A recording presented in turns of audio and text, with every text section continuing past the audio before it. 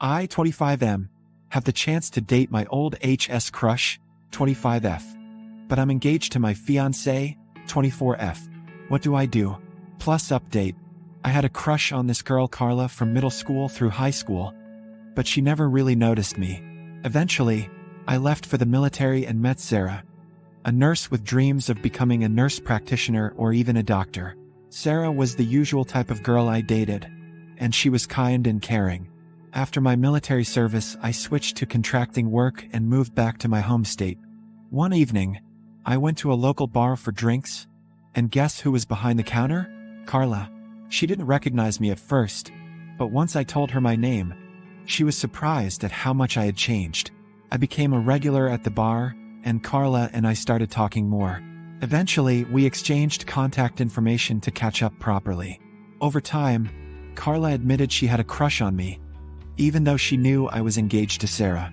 She said she admired my drive and determination. Now I'm in a tough spot.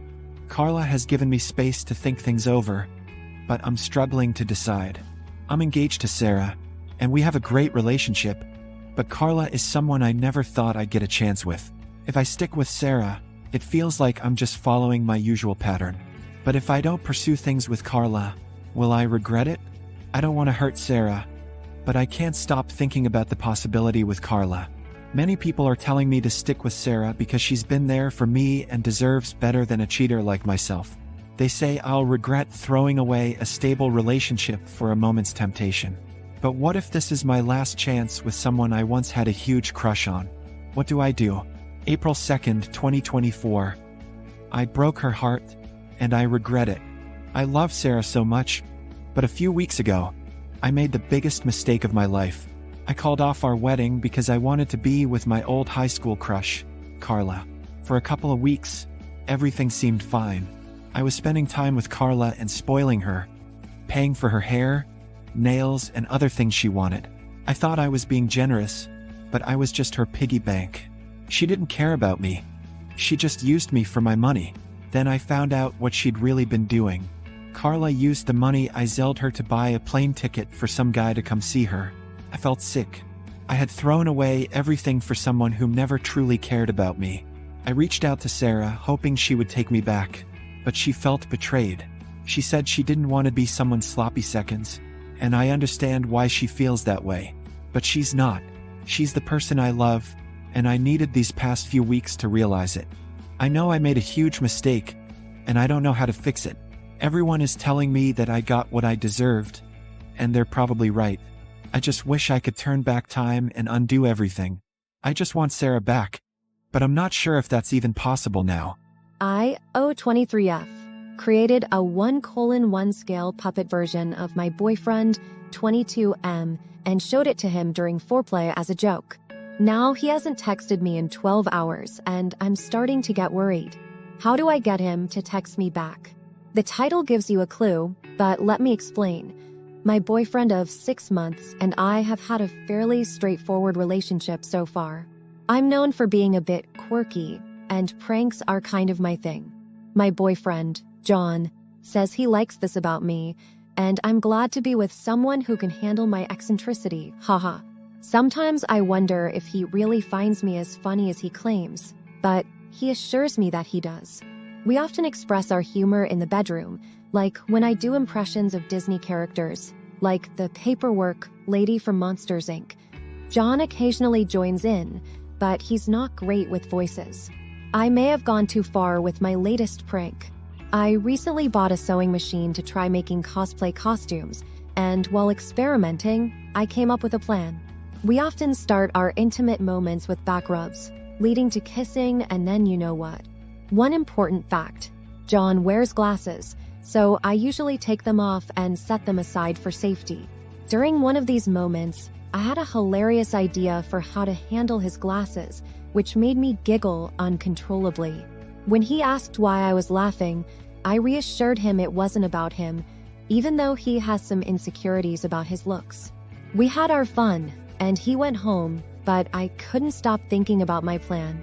The next day, I went to the fabric store and bought skin-colored felt, wireframing, and cotton to create a Muppet-like version of John for his glasses to rest on during our intimate moments.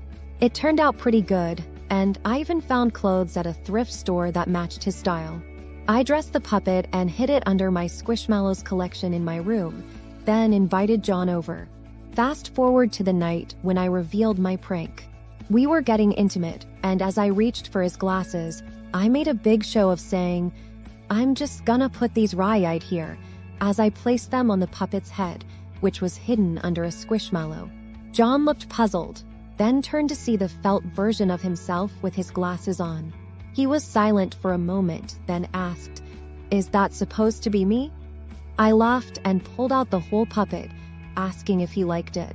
He didn't seem amused, even though I was having a blast. He asked, "Did you make that?" And I replied enthusiastically, "Yeah, and it's just like you." I think he was thrown off because the puppet ended up a bit taller than him. John is 5 feet 7 inches, and the puppet was around 6 feet 1 inch. Noticing his lack of enthusiasm, I tried to lighten the mood with a goofy impression, saying, "Well, looks like we should call him Big John Hayek." But he just took his glasses off the puppet, let it fall to the floor, and put his glasses on the nightstand. We continued our intimate time, but it was quieter than usual. John left afterward, even though he was supposed to stay over, saying he wasn't feeling well. I texted him good night, but he didn't respond. Now I'm worried I went too far with my prank, and he's upset with me. He usually sends me a good morning text, but today there was nothing. Did I cross a line with the Muppet joke? Is there a way to fix this?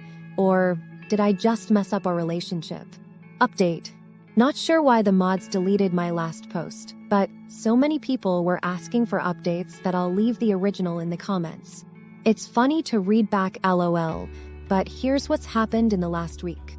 It's been a hectic few days, and I felt pretty down because of all the negative reactions from people. After my boyfriend, John, left following our, intimate encounter in front of Big John, the puppet, he didn't text me for almost 2 days. I was starting to get really anxious, wondering if some comments about me being a serial killer were true. It made me so sad that I couldn't even look at my sewing machine because it reminded me of Big John. I hung him in the closet because I was ashamed.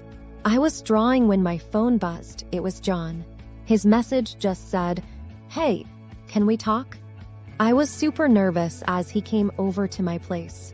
It was awkward because it had been a while since we last spoke, and I really thought things were over, especially after reading all the comments. But then he apologized for his behavior and explained what had been going on. Apparently, his mom has been cheating on his dad with younger men for years, and John and his dad just found out recently, around the same time I made Big John. He wasn't upset about the puppet at all. I could tell he was still feeling down, and my first instinct was to lighten the mood with a Disney voice. But I remembered the comments from my last post and instead said, "I'm sorry that happened to you. I hope your family is okay." Then the most surprising part happened. He said, "I'm sorry too." And then in his not-so-great singing voice, he sang, "Big John never bothered me anyway." He had something for Big John, a slap bracelet that his mom gave him when he was a kid. John pulled me into a hug, and we danced like we were in a fairy tale. He tried to dip me, but he's not very strong, so it turned into a funny moment where we kissed. Then he led me to my royal suite. You can guess the rest. When we got to the bedroom, John had smears on his glasses from our kissing. He asked if there was a place to put his glasses. I brought out Big John, but his hand fell off, which made it feel like a magical fairy tale moment when John placed his glasses on Big John's nose. So for now, it seems like a happy ending. I'm sorry I didn't share any pictures with the original post, but after seeing John's reaction, I felt so embarrassed. The mean comments made me want to get rid of Big John forever. Thankfully, some kind people sent me encouraging private messages, and they made me feel proud of my quirkiness, which might actually be autism, getting a test soon. Also, stop thinking I would use Big John for the Devil's Tango. He's just for holding glasses. After all this, I found the courage to share Big John with you all like you asked. I'm happy with how he turned out, and even happier that John likes him too. TLDR, I made a puppet version of my boyfriend, and when he saw it, he wouldn't text me. Turns out it wasn't about the puppet. His parents are dealing with cheating, and our relationship is fine.